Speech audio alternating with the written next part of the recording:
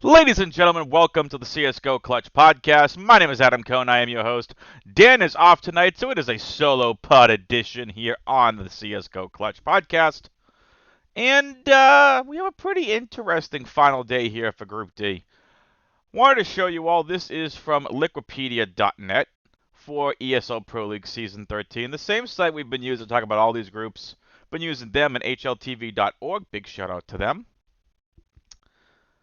We have I think for the first time heading into our final day, folks, we know who the three playoff teams are going to be. We just don't know the seeding. So that is obviously going to come into play. I believe all of these teams have a chance at first place. All of them are 3-1. So on this slate, our final matches are Fanatic versus Astralis, Team Liquid versus Vertice Pro, and Endpoint versus EG, if I am correct. Yes, that is in fact correct. So this will definitely be for seeding. If Astralis beat Fnatic, they could lock up probably seeds 1 or 2, and VP and Liquid are facing each other for also some of the other spots. So this is pretty interesting. And kind of the three titans of this group, obviously EG and Fnatic. EG definitely showed a lot more than I think Dan and I thought heading into this final group. Especially with the incorporation of Obo. Obo can show up on maps, and then he can just completely disappear. It is, of course, trying to get Obo more accustomed to this roster, so shout out to EG. They had a showing. Sixes, I'm surprised that's where they ended up. But they still have a chance to move up from there against Endpoint. Endpoint currently in 4th place heading into the final day. Fnatic look a little lost. Haven't seen much of their games, but just from what little I've seen, they look a little lost as a team, and that is definitely something they're going to be working on heading here into the next event while they have some time off. But let's talk about Astralis, Vertice Pro, and Team Liquid. Astralis, 3-1. Had a good showing against Endpoint today, and the Astralis Vertice Pro matchup the other day was just absolutely nuts. And it's really going to be for seeding for these guys, and Team Liquid are showing they can compete with Europe's best. Let's get into our recap here from the previous day's main slate. Oh, look, folks, I actually had to double check to make sure I was in the right line, the right contest rather, which I am. And Slick Cowboy, once again, taking it down 2 days in a row. This time, a double takedown for first place.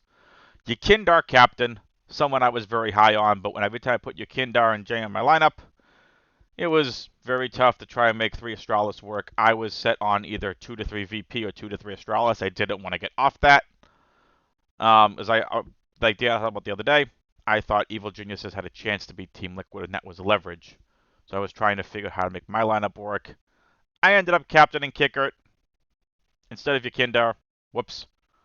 It's all good. Definitely learning. My gut instinct was right to get Yakindar in the captain spot. He ended up with 48 frags, 8 assists, 30 deaths, 14 first kills, 4 4Ks for 141.75 Draftkings points in the captain spot. You needed to pair him with James and Buster. Buster yet again showing he is clearly the number 3 on this team. So I think we can be a little bit more confident of that heading into the final day of Group D and heading into the playoffs. It doesn't mean he is the consistent, but he is the number 3 on this team. Sipix, we kind of talked about the other day, could probably be chalk. He ended up being 40.9% owned. He went 39, 7, and 18, 75.5 DK points. Again, recent performance, this is not what this guy can really do, and it was Endpoint. It was a get-right spot for him. Fallen and Grim, 2 Team Liquid took this down. So again, we see 3-2-1. This is the more correlation. We normally see takedown tournaments and without any real runbacks from another team. Fallen and Grim. Fallen had 76 DK points. Grim had 53 DK points. I think we really need to keep an eye on Grim. The stat lines haven't been great. I'm wondering if he's being used more in a support role, which is totally okay. The kid still gets super talent and can go off in any matchup. It's just there were so many other people on this team right now that is doing so good.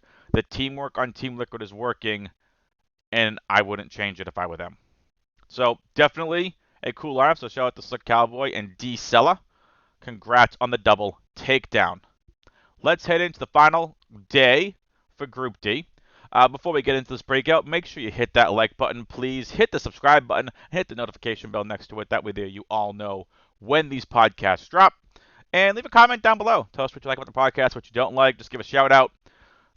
We really appreciate it. We want to make this bigger and better and want to see Counter-Strike DFS grow into a major player right up there with League and maybe even some of the major sports and get some massive, massive tournaments and cash games.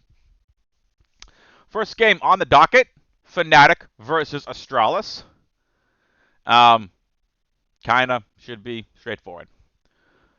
Bubsky hasn't been used, to my knowledge, or any of this group, which is really surprising to me. I would classify this as little to no risk for substitutions. Now, could they pull out something on the last day? Sure. But Bubsky isn't in the player pool for us to worry about that. Let's head over here to the flex pricing. Device is 10,200. Dupree is 9,200. Glaive all the way up at 8,200. Magisk down at 6,800 for reasons I don't quite understand. And Zipix at 6,000, again, for reasons I don't quite understand. My initial thought is Zipix is probably going to be chalk, and so is it Magisk. Glaive could make for some excellent GPP leverage at that high price tag. It's definitely higher than Glaive should be, but that is a great price tag for us to hopefully get some low exposure to him. Some low ownership for him in tournaments. Device and Dupree, always great plays. On the Fanatic side of things, Crimson and Brolin are the only ones that interest me. Crimson at 7,400, Brolin at 6,400. I have no interest in Giacchino, Golden, or JW. Second game here on the slate is Vertice Pro versus Team Liquid, one we're actually going to take a little bit more time to talk about.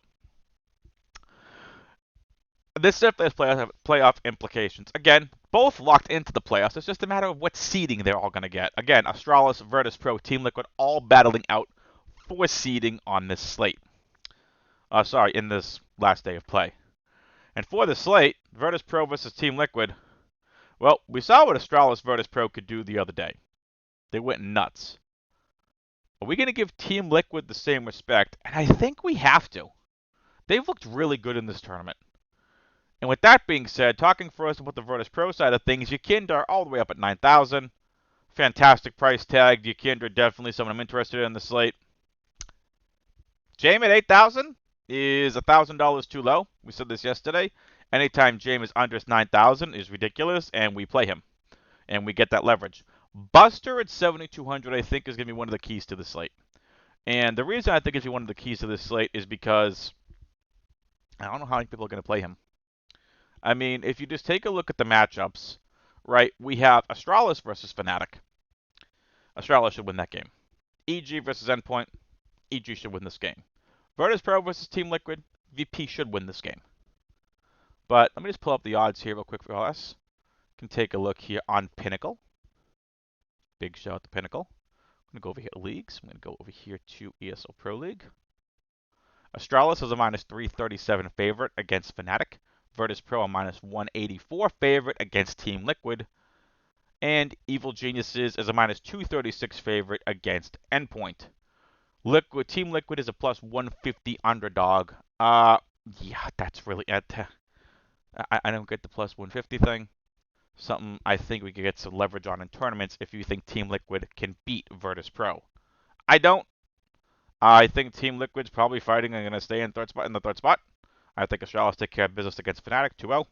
I think VP take down Team Liquid 2-1. And I think EG defeat Endpoint 2-0.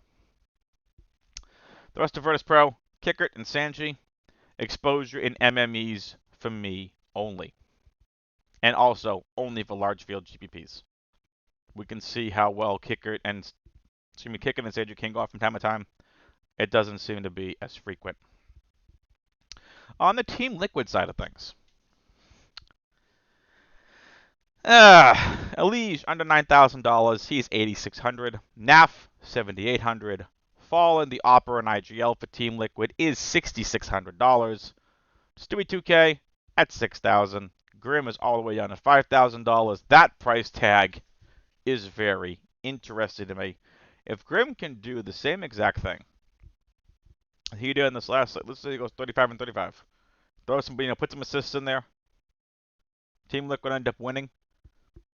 He could get 50 points in a loss. I'd be okay with that.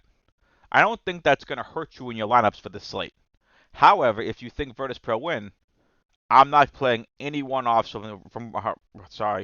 running it back from anyone from the Team Liquid side of things. If you want to play Team Liquid and think Team Liquid can upset Vertice Pro, which is a high possibility, Grim at 5,000 is very, very interesting. Players I'm more interested in, Fallen, is been playing great. He's 6,600. He's been doing fantastic. He's going up against James. One thing Dan and I have noticed, and me and him have talked about this on pre-shows in the past with James. He's a very patient opper. So shout out Dan, because that's more of a Dan point that he's noticed, is he's a very patient opper. Shiro's kind of the same way too. They're very patient oppers. They're not super aggressive, which is fine, but it's not exactly like James is gonna make a mistake. I mean, he makes mistakes, sure, but it's not exactly like someone that you just think, oh, James on the slate, he can have a big blow-up game. Sure, but James is gonna do, good more often than not. And I just think that style of gameplay is going to be very interesting and could cause Fallen and the rest of Team Liquid a little bit of a fit here. I'm not going to try guessing maps. Both of these teams are kind of partial to overpass, it seems like. So I would guess we see maybe an overpass. We maybe see a vertigo on here. I could see even maybe the off chance of a train. I'll tell you what. Wouldn't surprise me if we see an Inferno. I don't think we see Mirage. There's an off chance we see Dust too. I think it'll be very interesting to see what the map choices are for these two teams. Elige is very interested in me. He's probably my second favorite on this team. Nap is my third. Stewie 2K4 and Grim 5. But again, I'm looking for upside on a slate. I haven't seen the upside out of Grim. I just haven't. I think he's playing one that support role, which is fantastic. I mean, like this 5 it's a stud 5-man roster. Can they overcome the powerhouse that is Vertice Pro? And right now, that powerhouse is his name's Yakindar, and his backup man, who's just sniping from a distance, is James. And this might be the best 1-2 combo in Tier 1 Counter-Strike right now. So yeah, I don't think there's anything else we're going to talk about here. I mean, Stewie 2K has been doing really, really well. So let's take a look at Stewie 2K stats real quick. We got the stats in from versus EG, actually. So versus EG, he went 34, 13, and 38 with the 4K. 56 DK points at 5,800. Almost 10x. I definitely like that. Versus Endpoint, he went 42, 16, and 34. 73 DK points. And against Astralis, he went 41, 13, and 46 for 52 DK points. I think it's going to be really interesting with Stewie 2K. I think he's definitely a wild card in this slate. If you think Team Liquid win, I think Stewie 2K is a fine play in your Team Liquid stacks for large field GBPs. Final game here on this slate is Evil Geniuses versus Endpoint and EG. Interesting prices here on this slate for EG. Breezy, for example, $9,600 against Endpoint. Look, I know we've been picking on Endpoint and Fanatic, but 9,600 for Breezy. He hasn't shown it the last couple days. I mean, he went 2 days ham and just completely disappeared the other two. So just keep that in mind at 9,600, the amount that he is going to need to pay off this price tag. He's going to need to go nuts against Endpoint. Possible, but his salary is very high. It's very, very high. And we're going to want to make sure we get those Astralis players. We're going to want to make sure we get in some VP and Team Liquid. I don't know how safe EG are. Endpoints look decent. So Endpoint, definitely some leverage on this. I'll talk about them in a minute. Or in a little bit here. So against Team Liquid, he went 42, 9, and 37. So he was positive with the 1v2 clutch. He only scored 57 DK points. He was $8,000. That wasn't getting it done. So, nice stat line. That wasn't getting it done. the stat lines we saw earlier in the week against Astralis and Vertice Pro, the 65, 5, and 48 versus Astralis for 71 DK points, and the 87, 13, and 62 for 94 DK points. That's more the stuff you want to see. I don't know how much we're going to see on Breezy on this slate. So he is definitely a GPP play, but I'm a little wary of him purely because of that price tag. Oboe at 8,400 is interesting to me. Kind of, sort of, not someone I want to take a chance on in this slate. I think Cirque is safer and has a higher ceiling than Oboe right now. Oboe is overpriced until we see higher consistency gameplay. Let me tell you why. If we head into Oboe stats, we take a look at what he did against Team Liquid. Just think about the stat line for a second. 18, 7, and 42. He had 12 Draftkings points. Team Liquid owned him. Again, Oboe was getting used to this roster. That was his fourth competitive, actual event match with this team. Not scrims, not pugs, not practices. Actual games. Now, we've seen stuff out of him we can do good. Against Fanatic, he went 63, 14, and 46. He had 75 DK points. You love to see that.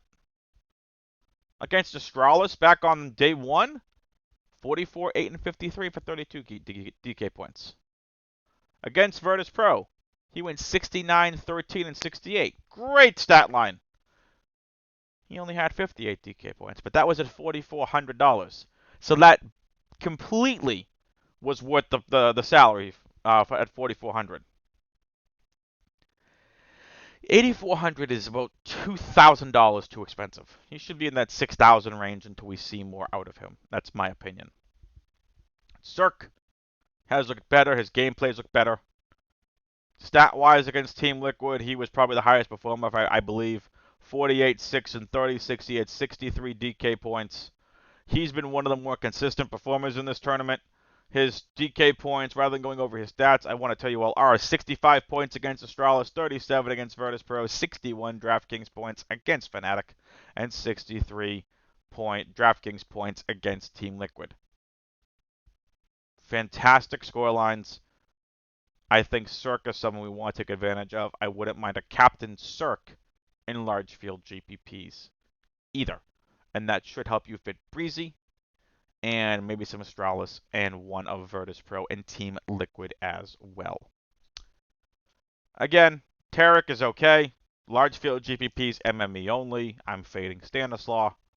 Unless you're playing 20 max and above, and that maybe 5 to 20% Stanislaw on the off chance he has a fantastic game. Don't worry. Again, don't forget. Sorry, not don't worry. Don't forget, it's Endpoint. Speaking of the Endpoint side of things, Crucial, Flames, and Robin are the only ones I'm interested in on the slate. Endpoint is Leverage. I don't know. I can find out which of these games here is Showdown. Give me a second. Let's go over here to a new tab. Head over here to CSGO. Okay. And of course, Fanatic Astralis are the Showdown. Okay. I don't even know how to go with that. I mean, you can try on the off chance to that Fanatic win. You can get creative with your Astralis stacks. And maybe get some different captains than normal. Oh, than maybe expected. Endpoint, Crucial, Flames, Robin. The only ones I'm interested in. Crucial, probably my number one favorite. Flames 2, Robin 3. But Crucial, I definitely think of someone who could pay off that $7,000 price tag. But it's the Opera versus Cirque. It should be an interesting matchup. Crucial being the Opera for Endpoint, Cirque being the Opera for EG. I'm not really interested in Surreal and Mighty Max at all. I just have absolutely no interest in them. So for me, it's Crucial 1, Flames 2, Robin 3. Crucial, definitely someone I'm interested in for large field GPPs. Stack them with one of Flames and Robin. I want no exposure to Surreal or Mighty Max unless you want to get frisky in at 20 max and above. Get a little exposure to those just in case. But again, we've seen way too much out of EG now. We have to respect their gameplay, especially while they're incorporating Oboe. They've looked really, really good. That 1 in 3 stat line does not tell. Well, the 1 in 3 total scoring. The words here, people. The words. I'm sorry. It's late. It's 11 o'clock here Eastern time recording this thing. The 1-3 record. Record. There's the word. That's what I'm looking for. The 1-3 record does not tell the entire story. Time for our core value GPP segment here on the podcast. And core play for me is your Kindar. Let's not get cute. I'm going to give you a second core play. Where is he? Core play based on pricing. Zippix. At 6,000 is too low. I'm sorry, it's too low. Value play on the slate. Graham at 5,000, definitely a value play. And Stewie 2K as well at 6,000. GPP plays. I could list off a ton of them. But GPP plays for me, Device, Dupree, Breezy. Breezy sticks out as a GPP play. Yakindar, James, Elige, Glaive. There are a lot of players in play. I even think Crucial from Endpoint is a very interesting way to differentiate Vertice Pro and Astralis lineups. If you think Endpoint can beat EG, and it's a possibility. My favorite team stack here on this slate is Astralis. My bold prediction for this slate.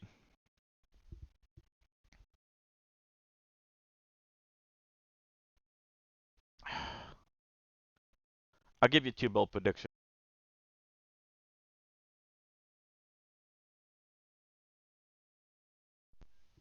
First is Yakindar. He's going to go 70 and 30. That's bold prediction 1. Bold prediction 2, Endpoint defeats EG 2-0. That is going to do it here for the CSGO Clutch podcast.